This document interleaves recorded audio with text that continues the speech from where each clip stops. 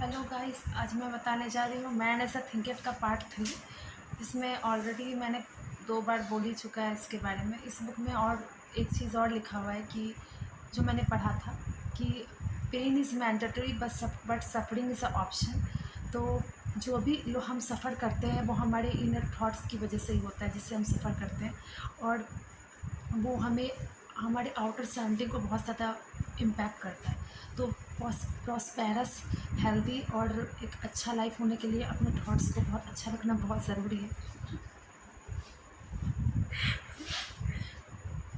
बहुत ज़रूरी है। हम खुद में एक पावर है, लेकिन हम बाकी लोगों को ब्लेम करते हैं कि उनकी वजह से मेरा काम नहीं हो रहा है, उनकी वजह से मेरा दिन ख़राब चला गया। पर देखा जाए हम खुद में एक पावर है, लेकिन हम लोग का हैबिट से रहता है कि हम दूसरे को ब्लेम करते हैं इसके लिए। और सबसे बड़ी ये भी बात है कि हम जो भी सोचते हैं हमें लगता है कि सीक्रेटली उसे हाइड कर सकते हैं, लेकिन रियल में ऐसा नहीं होता, क्योंकि जो भी हम थॉट्स पहले रखते हैं वो कहीं ना कहीं वो हमारे हैबिट्स में कन्वर्ट हो जाता है, और हैबिट्स सर्कमस्टांसेस में कन्वर्ट हो जाता है। जैसे कि किसी को थॉट रहता है फियर का, तो उसकी हैबिट ही हो जाती है कि वो हर चीज़ से भागता है। या किसी को डाउट, अपने में हमेशा डाउट रहने का थॉट रहता है, तो उसका हैबिट ऐसा हो जाता है कि वो हमेशा हर चीज़ में डाउट करता है। तो ऐसे थॉट्स सबसे पहले हमारे माइंड में आते हैं, वो हमारे हैबिट्स में बदल जाते हैं, और वही हैबिट सर्कमस्टांसेस में बदल जाते हैं। जैसे कि हमारा जो लेज़ी थॉट्स होता है उसकी वजह से हम डिसऑनेस्ट वर्क करते हैं, ऑनेस्टी नहीं रहता हमारे अंदर। और जब भी कोई हेटफुल थॉट हमारे अंदर आता है तो हम वायलेंस क्रिएट करते हैं। इसी तरीके से कोई प्योर थॉट आता है हमारे अंदर तो हम एक तरीके से सेल्फ कंट्रोल होता है हमारे अंदर। कोई भी स्ट्रॉन्ग थॉट हमारे अंदर आता है तो हम स्ट्रांगली बिहेव करते हैं, और सर्कमस्टांसेस भी हम वैसे ही क्रिएट करते हैं।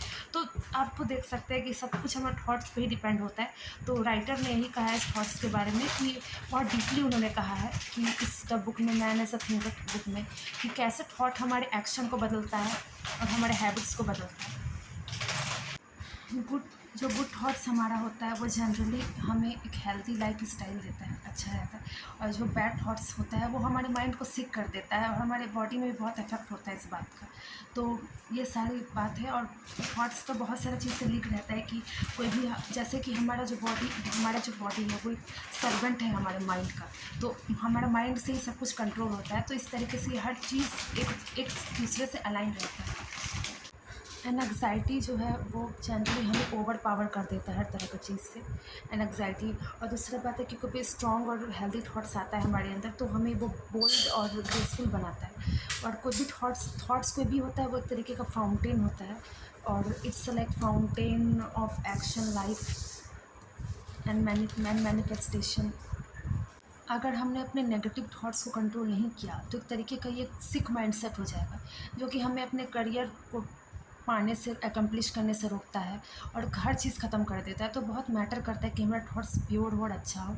और दूसरा बात ये कि जब हमारा थॉट्स चेयरफुल होता है तो हम हर लोगों को बहुत ज़्यादा चेयर करते हैं, और हमें सब में हेवन दिखता है, और ये लाइफ हमें हेवन की तरह लगती है।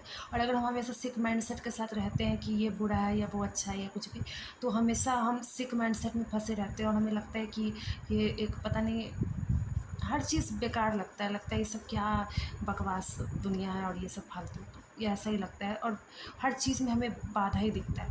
तो बहुत मैटर ये करता है कि हमारा माइंडसेट बहुत सही रहे और पॉजिटिव थॉट से भरा रहे। मे बी ये वीडियो थोड़ा लंबा हो रहा है, लेकिन कोई बात नहीं।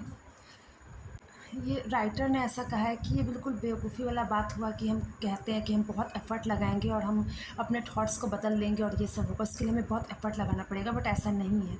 जनरली ये तब हो सकता है कि जैसे कि हम थॉट्स के अकॉर्डिंग कोई एक्शन लेते हैं, और उस एक्शन की वजह से हम कभी कोई गलती या मिस्टेक कर देते हैं, तो उस मिस्टेक से अगर हम सीखते हैं तो वो धीरे धीरे बिल्डअप हो जाता है। तो इस तरीके का प्रोसेस है कि हम इस चीज़ से अपने थॉट को कैसे कंट्रोल कर सकते हैं, कैसे चेंज कर सकते हैं, ऐसा राइटर ने कहा है।